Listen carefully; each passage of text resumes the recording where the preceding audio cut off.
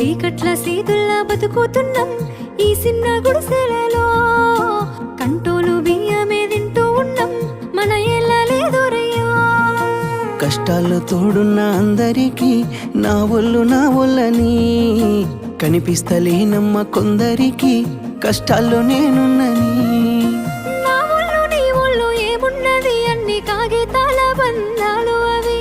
కాగితాలే జీవితాలనుకొని అయినోళ్ళనే వదులుకుంటారయ్యా.